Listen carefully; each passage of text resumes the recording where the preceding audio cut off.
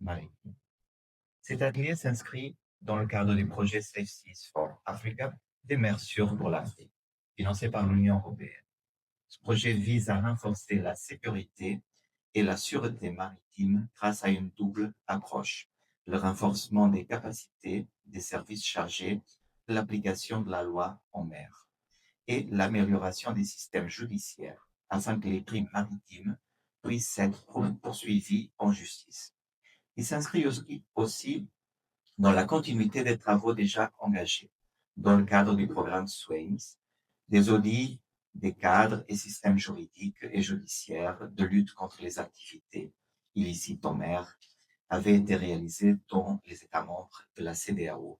En Guinée, cet audit avait permis de formuler des recommandations visant à renforcer la répression de la piraterie maritime.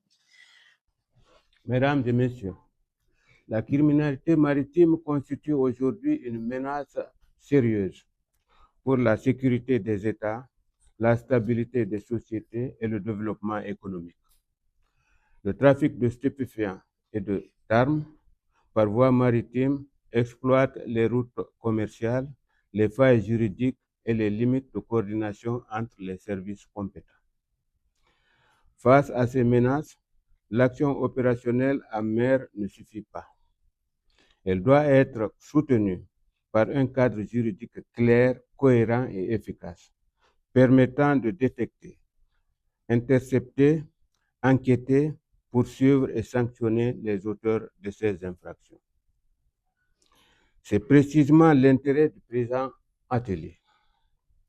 Il s'inscrit dans la continuité de l'évaluation du cadre juridique guinéen réalisée du 27 au 30 octobre 2025 et vise à présenter une conclusion du rapport, à examiner les recommandations formulées et à dégager des orientations utiles pour renforcer notre dispositif juridique et institutionnel de lutte contre le trafic de stupéfiants et d'armes en mer.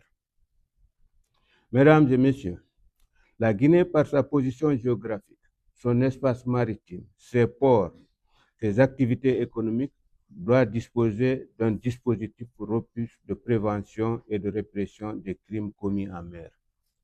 Cela exige une meilleure coordination entre les administrations, les forces opérationnelles, les autorités judiciaires et l'ensemble des acteurs de l'action de l'État en mer.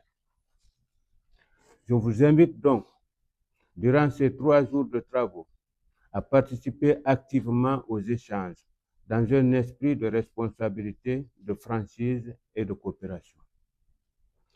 Vos contributions devront permettre de formuler des recommandations réalistes, adaptées aux besoins de notre pays et capables de renforcer l'efficacité de la réponse pénale face au trafic illicite en mer.